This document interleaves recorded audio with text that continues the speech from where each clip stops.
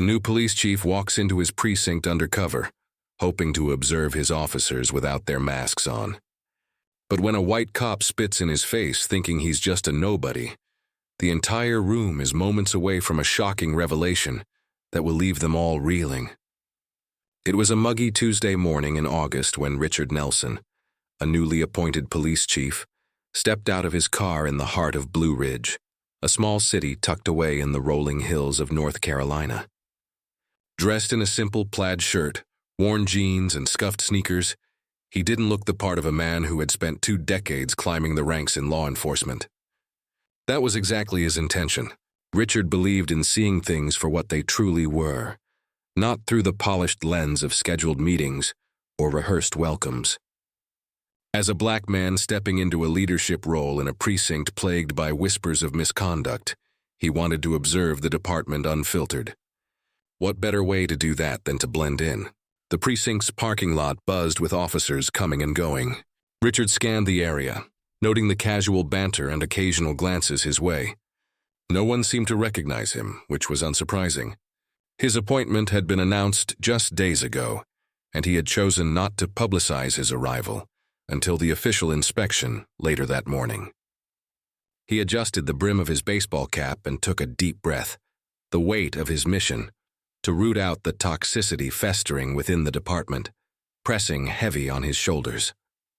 He was no stranger to resistance, but he knew this job would test him in ways he hadn't yet imagined. As he approached the building, the faint sound of laughter carried through the air.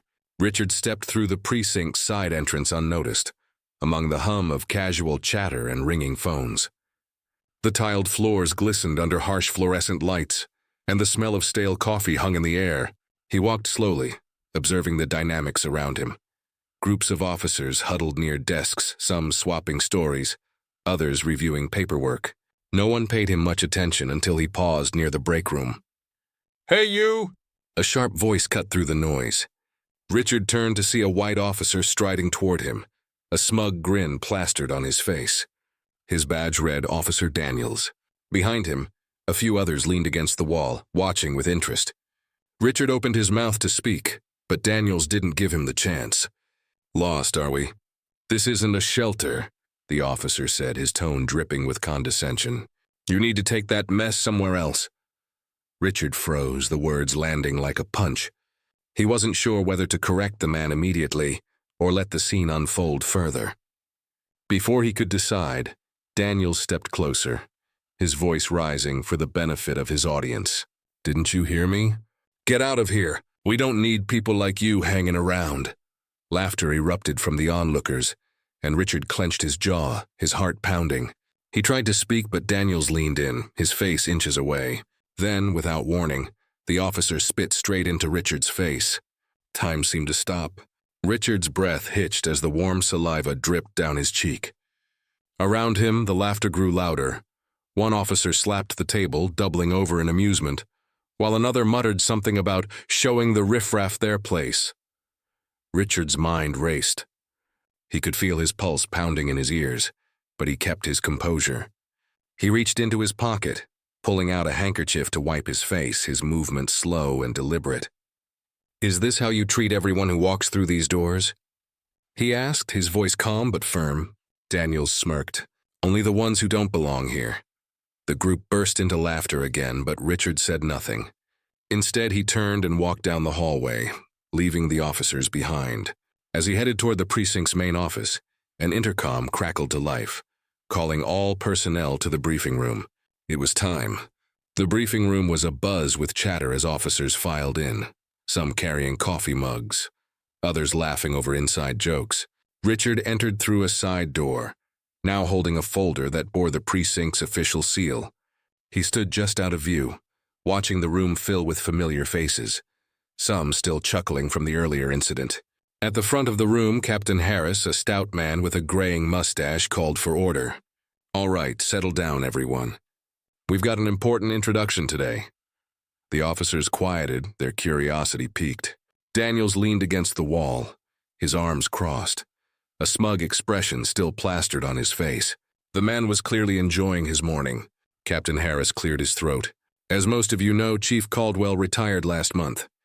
We've been waiting for his replacement, and I'm pleased to introduce our new leader, a man with an impressive record and a vision for this department. Richard stepped forward, his footsteps measured. The room froze as he walked to the podium, his presence commanding attention. He placed the folder on the lectern and slowly scanned the room, his calm demeanor only heightening the tension. Daniel's smirk faltered. The color drained from his face as recognition dawned. The other officers exchanged uneasy glances, some whispering, others staring at Richard with wide eyes. "Good morning," Richard began, his voice steady. "My name is Richard Nelson. As of today, I'm your new chief of police." The silence was deafening. Daniel's face turned a deep shade of red, his bravado evaporating. Richard's gaze landed on him, holding for a moment longer than necessary before sweeping across the rest of the room. "When I arrived this morning," Richard continued, "I came in plain clothes because I wanted to see the department through an unfiltered lens. What I witnessed was eye-opening." A murmur rippled through the crowd, but Richard raised a hand to silence it. "In my brief time here, I've already seen behaviors that are not just unprofessional, but downright unacceptable. Let me make one thing clear.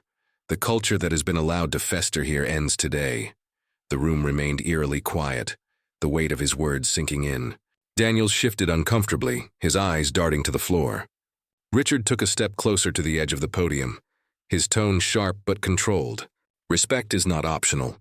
It's the foundation of what we do as law enforcement.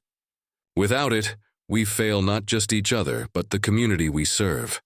He let the silence hang for a moment, watching the officers squirm under his gaze. "This morning, some of you laughed at what you thought was just another powerless man being put in his place. But let me remind you, everyone who walks through those doors deserves respect, whether they're wearing a badge or not." His words cut through the room like a blade. No one dared to move. Richard let the silence linger, his gaze unwavering. The tension in the room was palpable, each officer acutely aware of the weight of his words. Daniel shifted again, his discomfort evident as beads of sweat formed on his brow. But Richard wasn't done. "I understand that change is difficult," he said, his voice steady but laced with authority. "But let me be clear. There will be no tolerance for behavior that disrespects the dignity of any individual, whether they are a colleague, a civilian, or anyone else." He stepped down from the podium, walking slowly toward the officers. His presence was commanding, yet his tone carried a controlled intensity. "Officer Daniels," Richard said, stopping just a few feet away from the man. Daniels flinched, his bravado from earlier completely dissolved. "You," Richard continued, locking eyes with him, "represent everything that's broken in this department. When you spat in my face, it wasn't just me you disrespected. It was the badge, the oath, and the community we swore to protect." Daniel stammered, "Chief, I didn't know." "That's exactly the problem," Richard interrupted, his voice sharp. "You didn't care to know. You didn't take a moment to think before you acted because you assumed that man standing in front of you didn't matter. And that assumption is why this department has lost the trust of the people it serves." The room remained silent, every officer frozen in place. Richard turned his attention to the rest of the group. What I witnessed wasn't just one man's mistake. It was a culture.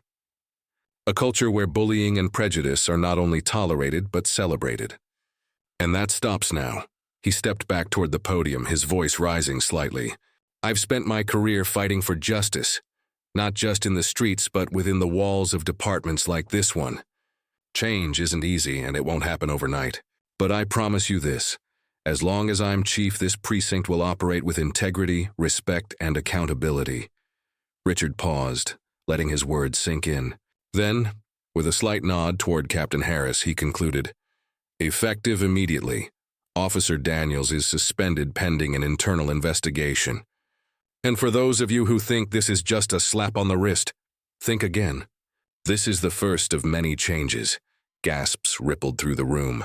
Daniels's face turned crimson, his jaw tightening as he avoided the stares of his peers. Richard, unfazed, stood tall. "This isn't about punishment," he said firmly. "It's about setting a standard. If you're not willing to rise to it, this isn't the place for you." He glanced around the room one last time, his eyes locking with each officer's. If you're ready to do better, to be better, then we'll move forward together.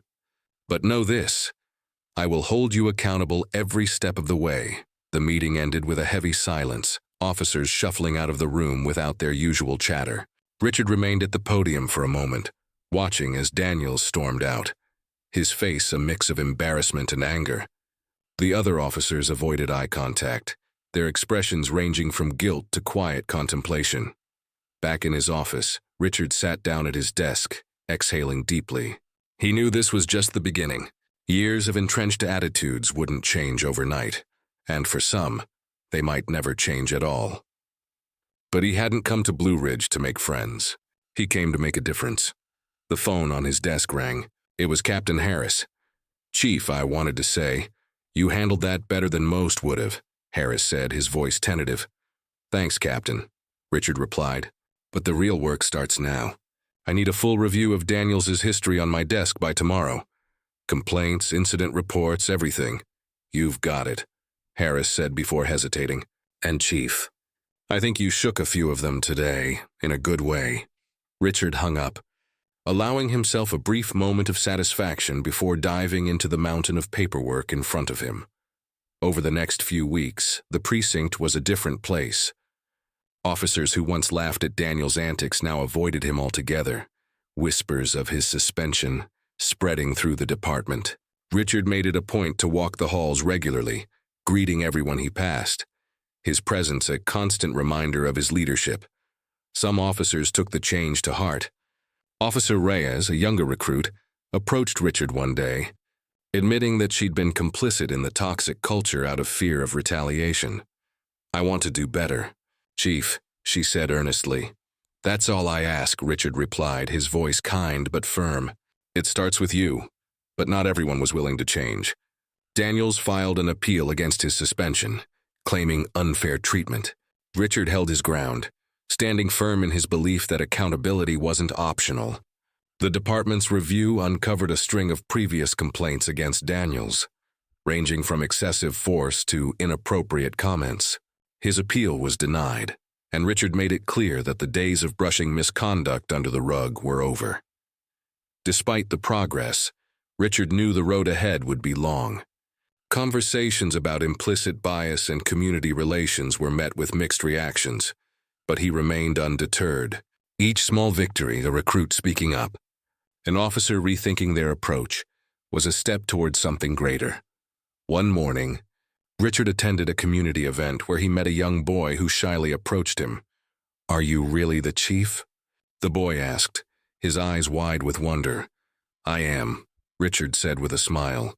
"My dad says the police don't care about us," the boy said, his voice barely above a whisper. Richard crouched down to meet his gaze. "I can't change the past, but I promise we're working to do better," he said gently. "And if you ever need help, you come find me, okay?" The boy nodded, a small smile breaking across his face. It was moments like this that reminded Richard why he had taken the job in the first place. By the end of his first year, the precinct was far from perfect, but it was undeniably different. Officers who couldn't adapt were gone, replaced by recruits who shared Richard's vision for a fair and respectful department. The community, once skeptical, began to see signs of change, a renewed effort to build trust and bridge divides. Richard stood in the precinct's main hallway one evening, watching as officers filed out after their shifts. The laughter and camaraderie felt different now, not at someone's expense, but genuine and inclusive. He knew there would always be challenges ahead, but for the first time he felt hopeful. Change was never easy, but it was worth every fight.